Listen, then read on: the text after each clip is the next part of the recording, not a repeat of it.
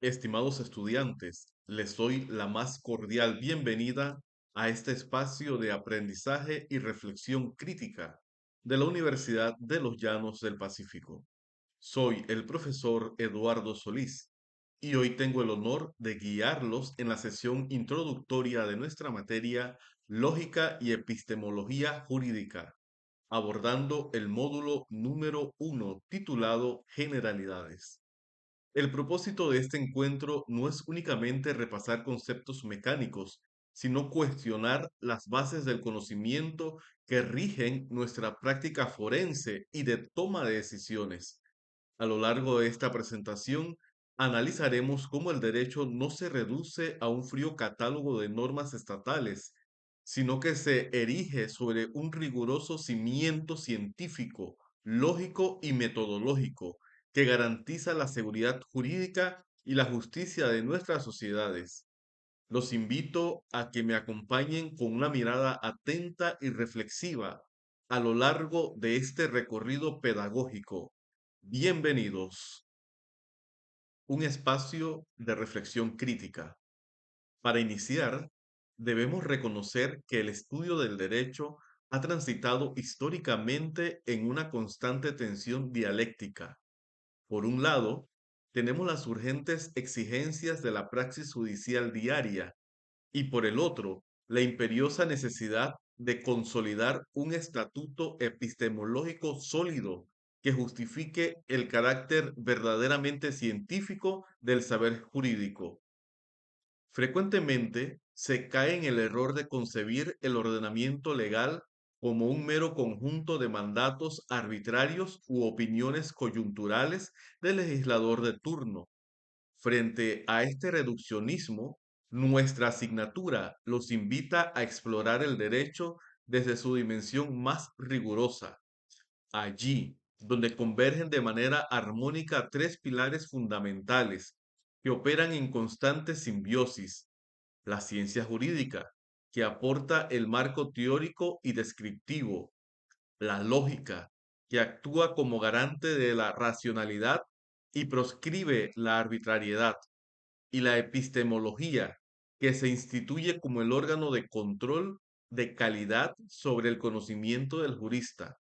Comprendamos, pues, que pensar como abogados exige, antes que nada, aprender las leyes del pensamiento correcto. El Estatuto Científico del Derecho. Entrando de lleno en la unidad 1, nos topamos con una de las encrucijadas más complejas de la teoría legal: el debate sobre el estatuto científico del derecho. Históricamente, arrastramos la célebre y mordaz crítica planteada en el siglo XIX por el jurista alemán Julius von Hirschman, quien afirmó con desdén que tres palabras rectificadoras del legislador convierten bibliotecas enteras en basura. Esta frase sembró una persistente sombra de duda. ¿Puede ser ciencia una disciplina cuyo objeto de estudio muta al antojo del poder político? Para superar esta visión incompleta, la dogmática jurídica moderna ha redefinido el problema. Hoy entendemos que la ciencia jurídica no busca descubrir leyes de la causalidad física inmutables, como la gravedad en la física. El derecho es una ciencia del espíritu, de carácter cultural y normativo. Su objeto de estudio es el ordenamiento jurídico positivo, comprender su estructura, su interpretación, velar por su coherente expresión y asegurar su aplicación racional a la realidad intersubjetiva de los seres humanos. Lógica formal y deóntica. Si la ciencia jurídica nos provee el marco del conocimiento, la lógica formal y deóntica se constituye como la ciencia encargada de vigilar la estricta corrección y validez de la estructura del razonamiento que empleamos. Mientras la lógica general analiza las leyes del razonamiento deductivo o inductivo, abstrayendo el contenido de las premisas, en el ámbito legal, la evolución de esta disciplina dio origen a la lógica deóntica, introducida formalmente por pensadores como Georg Henrik von Wright.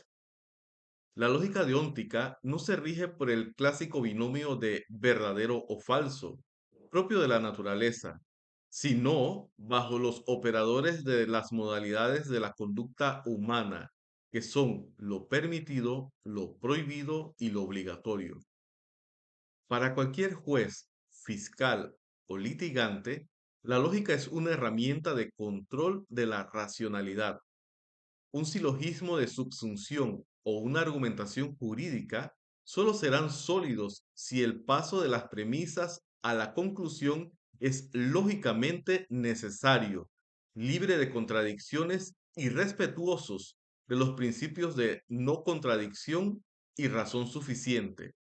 Sin lógica, la argumentación judicial deviene en arbitrariedad.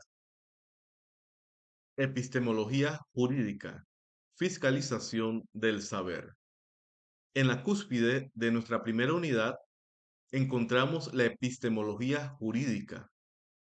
Conceptualizada como una disciplina metateórica, la epistemología no se pregunta directamente ¿qué dice esta norma?, sino ¿cómo es posible conocer el derecho? ¿Qué métodos validan las afirmaciones de nuestra doctrina? ¿Y cómo definimos la verdad en un proceso judicial? Es, en esencia, un conocimiento que analiza y fiscaliza el propio conocimiento de los juristas. La importancia de la epistemología radica en que actúa como un filtro crítico frente al dogmatismo ciego. Cuestiona tanto el positivismo extremo que reduce el derecho a la voluntad literal de la ley, como el iusnaturalismo idealista, que lo subordina a principios metafísicos inalcanzables. Además, en el plano estrictamente procesal, la epistemología analiza la estructura de la prueba judicial, proveyendo parámetros racionales para determinar cuándo una hipótesis sobre un delito está científicamente probado, evitando que las sentencias se sustenten en corazonadas o prejuicios subjetivos del juzgador. Base empírica y vocabulario de la ciencia jurídica. Ahora analizaremos la base empírica y el vocabulario de la ciencia jurídica. En términos generales, la base empírica es el anclaje real de la ciencia, el tribunal fáctico donde las hipótesis se contrastan con hechos observables. Si bien las normas habitan en el abstracto plano del deber ser, la ciencia del derecho encuentra su base empírica en el fenómeno social, en las conductas intersubjetivas, los conflictos de intereses, los expedientes judiciales, los contratos y los actos concretos del poder estatal. El derecho se nutre de la experiencia viva de la sociedad. Para codificar esta realidad sin caer en las ambigüedades del habla cotidiana, la ciencia jurídica requiere de un lenguaje de alta precisión. El vocabulario técnico jurídico heredado del derecho romano no es un mero adorno lingüístico. Términos como subsunción, antinomia o sinalagmático delimitan de manera unívoca categorías conceptuales. La precisión semántica es una salvaguarda constitucional, pues de la claridad de las palabras de la ley depende de forma directa la libertad y el patrimonio de los ciudadanos. Enunciados científicos, la distinción kelseniana. Al adentrarnos en este módulo, es imperativo realizar un deslinde metodológico fundamental, formulado con maestría por el jurista austriaco Hans Kelsen en su teoría pura del derecho. Kelsen nos exige diferenciar de forma tajante entre dos clases de enunciados: la normativa jurídica y la proposición normativa. Como observamos en pantalla, la distinción radica en sus emisores, naturaleza y criterios de validación. La norma jurídica es emitida por el legislador o el juez, Su naturaleza es prescriptiva, es decir, no describe el mundo, sino que ordena, prohíbe o permite, y se evalúa bajo criterios de validez y eficacia. Por el contrario, la proposición normativa es el enunciado que formula el científico del derecho, el jurista o el académico. Su naturaleza es descriptiva, su función es puramente cognitiva y explicativa, y a diferencia de la norma, esta proposición sí posee valor de verdad, por lo cual puede ser calificada de verdadera o falsa, según describa fielmente o no el mapa normativo del Estado. El científico del derecho no manda, describe. Evolución histórica de los modelos jurídicos. Para comprender de manera cabal el estudio científico actual del derecho, resulta provechoso repasar la evolución histórica de sus modelos de conocimiento y presupuestos epistemológicos. El primer gran modelo dominante en Occidente fue el iusnaturalismo, en sus vertientes teológica y racionalista. Para esta corriente, el derecho no se reduce a las leyes escritas por los hombres, sino que está supeditado a un orden ético y moral superior.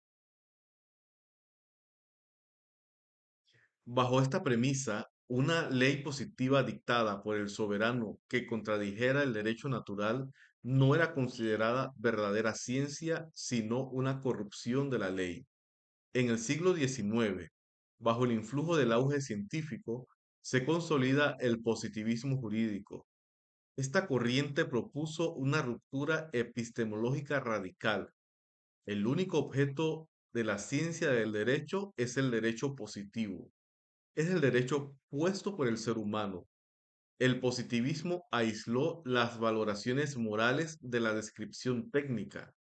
Aunque aportó un enorme rigor formal, el positivismo extremo enfrentó severas críticas a mediados del siglo XX, al evidenciarse que un formalismo desprovisto de límites éticos mínimos podía legitimar regímenes autoritarios.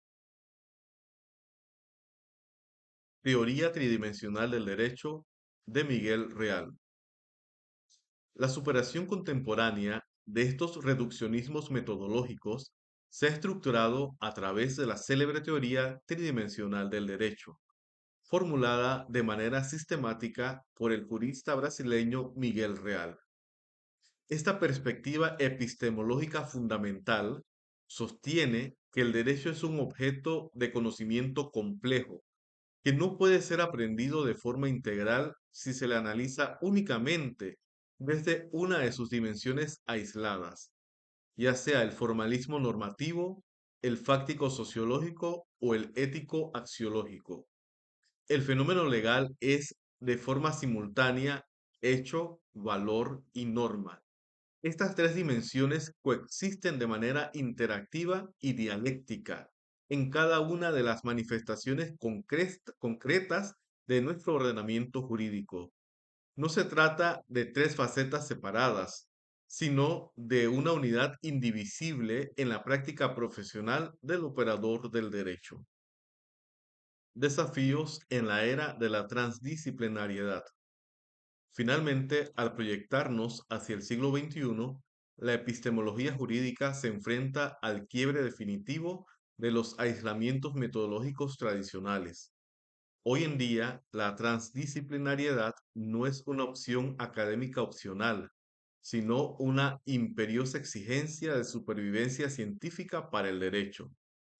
Los vertiginosos cambios tecnológicos, ecológicos y globales desbordan por completo las categorías dogmáticas decimonónicas que heredamos de los códigos del siglo XIX. Las fronteras del vocabulario y los enunciados jurídicos tradicionales están siendo fundamentalmente interconectadas y redefinidas por su interacción obligatoria con otras disciplinas científicas de vanguardia. Para que el derecho siga cumpliendo su rol pacificador y ordenador en la sociedad del conocimiento, debe abrirse al diálogo y aprender a asimilar metodologías que antes le resultaban totalmente ajenas.